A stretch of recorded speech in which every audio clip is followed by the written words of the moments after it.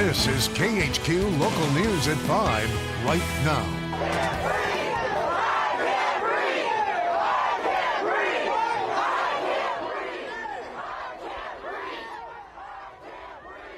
Tonight, police and protesters continue to clash across our country as anger and unrest spreads after George Floyd died last week in the custody of Minneapolis police officers. And today, folks from right here in Spokane are taking to the streets to express their anguish.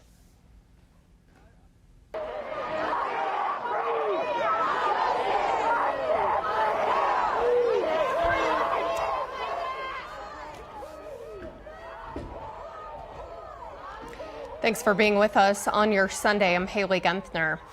It's been a very tense afternoon throughout the city of Spokane as protesters, you're looking at them right here, facing off with Spokane police and sheriff's deputies. Rocks and water bottles were thrown, but there were also hugs and police talking and even laughing with some of the folks in that group. They started at the Red Wagon in Riverfront Park, but moved to the courthouse off of Monroe, which is when riot police showed up. And that's where things stand right now. Let's get right to big team coverage. Noel Lashley and Kevin Kim were live with the protesters for hours today. Kevin had a firsthand view of several very powerful moments. Kevin. Haley, good evening to you in front of the police barricade here at the Spokane County Courthouse. As you know, the Spokane County Courthouse right behind me, also located next to the public safety building. That's where the sheriff's office is, the prosecutor's office is, and several courtrooms as well. But something that you mentioned earlier, Haley, I know you mentioned the water bottles, I know you mentioned the rocks. Those are probably the most tense moments here. Actually, when I talked with officers, they were getting their canisters out and saying if any more rocks came their way, they were ready to push back. That hasn't happened. In fact, what has happened is a bit of solidarity.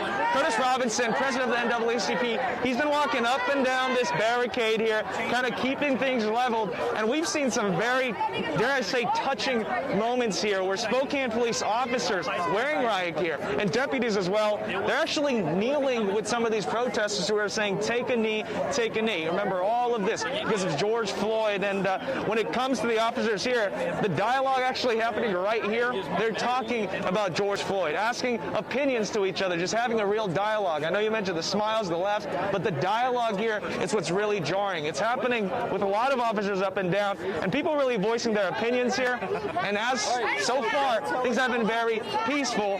Hopefully, we're going to keep it that way. I did hear from SPD that Kootenai County is sending some law enforcement help along the way. We did see multiple officers, I'd say around 20 to 30, actually come out at one point, kind of position themselves right here. They are gone. They could be somewhere else, but in terms of the front line of the barricade right here, they are not here anymore. Haley, back to you. Kevin, thank you. And one of the most powerful moments, Spokane police taking a knee with protesters, showing them that they are in this with them. And it went a long way to de-escalating what had been a tense and growing tenser by the moment situation. Look at that. Noel Lashley saw a lot of these moments. You have been out there for hours and hours, Noel. What's it looking like from your point of view? Yes, Haley, I started my day at the Red Wagon with just a few dozen protesters, but pretty soon I watched that grow into a few hundred and then even a few thousand at its peak. And I'm going to step out of the way so you can see this now. I would say that the crowd size has gone down a little bit here from the move at the Red Wagon to the Spokane County Courthouse, but I would say there's probably at least 1,000 people here because they are so passionate about their message. All throughout this day, we have heard them chanting, saying, say his name, George Floyd, no justice, no peace, and carrying their signs, some even made from torn up boxes for box fans because they wanted their message to be heard. Now, things are still tense down here at the Spokane County Courthouse. I have seen graffiti on some buildings on the small entrance hut to get into the courthouse parking lot. And again, like you just heard Kevin say, there have been some of those tense moments, but there also have have been moments that have brought it down a little bit. I've seen people singing. I've seen people playing guitars. I've seen people actually talking to police, trying to get their points across. But of course, this is a developing situation, and it ebbs and flows with every passing minute. So we will keep you updated as it continues to progress. But again, you are taking a live look at what's happening right now at the Spokane County Courthouse. And we'll check back in with you later. But for now, I'm Noelle Lashley, KHQ Local News. In one of those moments, she was speaking about Spokane Police Chief Craig Meidel actually praying with a group of folks just as the march was getting underway.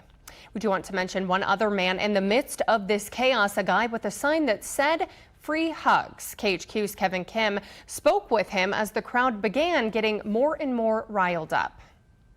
What's happening so far here today? You know, I think there's a reason to have your faith in your beliefs, but you know, at the end of the day, we just gotta love each other.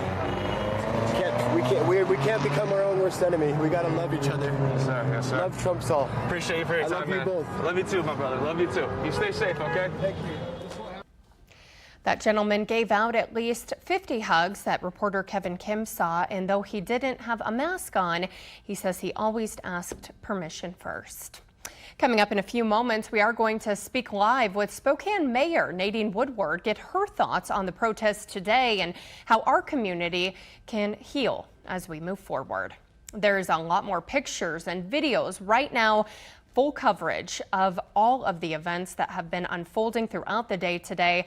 Just head to our website, KHQ.com, or download our app to get the very latest sent directly to you. In the meantime, cities across the country are continuing to burn as protests are raging on. In Nashville, 28 people were arrested as protesters nearly destroyed dozens of businesses and even some national historic landmarks. In our nation's capital, the National Guard responded to protests near the White House. The group was seen throwing things at first responders, including water bottles, traffic cones, and even scooters. And in the Pacific Northwest, Portland, Oregon, last night's gathering quickly was declared a, quote, civil disturbance as SWAT officers were spread throughout that region to try to stop rioting and violence. At least 31 people were arrested there. In-depth coverage now as an extensive cleanup is underway in downtown Seattle. Peaceful protests turned to riots by nightfall with hours of fires, looting, and plenty of chaos. The damage stretching for several city blocks. Some rioters went after Nordstrom by breaking windows and taking designer purses and perfumes. Seattle's mayor imposing a 5 p.m. curfew last night, with the curfew ending at 5 a.m. The curfew will continue tonight and into tomorrow as well. And last night in Minneapolis, officers used more aggressive tactics against those protesters in an effort to enforce curfew. Many remain defiant, though, ignoring that, even though it went into effect at 8 o'clock. Officers there at the scene were showing up in force. People could be seen running and crying as police fanned out throughout the city using tear gas to corral demonstrators. And due to the continued riots, Target announcing they are closing more than 100 stores. The Minneapolis-based company releasing a statement reading, it is, quote, heartbroken by the death of George Floyd and the pain it is causing our community, end quote. Target has had stores looted amid protests, and they say its final focus will be on their team members' safety. Target says team members impacted by the closures will still be paid for up to 14 days of scheduled hours during these shutdowns. As the road to reopening continues, today was the first Sunday since the COVID-19 pandemic that church services under Governor Jay Inslee's phased reopening plan were allowed to once again hold in-person services. This morning we spoke with Our Lady of Lourdes in downtown Spokane. The priest there telling us it's been so wonderful to once again see his pews at least partially filled as parishioners maintain social distancing. To ensure that, they even roped off every other line with only 50 people allowed per service. Father Kyle says it's easy to be socially distant in a church that usually sits 700. We actually had people sign up for mass time, which in itself is a weird thing, right? Just to make sure that we can accommodate as many people as possible. We actually increased the amount of services we have. Normally we have 4 services on a Sunday. Today we're doing 7. Many local churches have held services via Facebook Live. Before you head to any church services in person, check websites or even call to be prepared for any changes that may have been made. As we work to flatten the curve, the number of COVID-19 cases continues to go the wrong direction. Between Friday and today, the Spokane Regional Health District is reporting 26 additional confirmed cases, and that brings our county's total to 596. The Spokane Regional Health District continues to emphasize the importance of maintaining social distance and wearing those face masks. All right, let's bring in Sydney Stell now, who definitely had a busy day yesterday. But Sid, it looks like Mother Nature calming down just in time for our Monday. Yeah, certainly, Haley. And as we take a look outside right now, we're seeing 63 degrees. Not too bad. It is a little bit breezy. We are seeing a couple of these light showers here pushing through as well. Not seeing a ton of showers here in Spokane. Things have been pretty dry, but if you see a raindrop or two, don't be surprised. Let's take a look at our wind speeds right now. Seeing 20 miles per hour in Spokane, 16 in Pullman, 7 down in Walla Walla, 10 in Tri-Cities, and 15 over in Moses Lake. We are expecting a really nice week ahead of us after a pretty active weekend. I'll let you know exactly what to expect coming up here in just a few minutes. Haley. Appreciate it, Sid. Thank you. To a traffic alert, the East Trent Bridge will officially shut down tomorrow at 7:30 for a nearly 4-year closure. Here's what we know. The city of Spokane saying the 110-year-old bridge will be knocked down. They say, like an old car, maintaining the old bridge is costing more than the value of replacing it. Detours are available for those who do use this route here. Cars will now take Spokane Falls Boulevard to Martin Luther King Jr. Way and then rejoin at State Route 290. We are going to take a quick break here tonight on your Sunday, but much more to come. Spokane's Mayor Nadine Woodward will join us live over the phone to talk about the George Floyd protest going on right now at the courthouse. We'll be right back.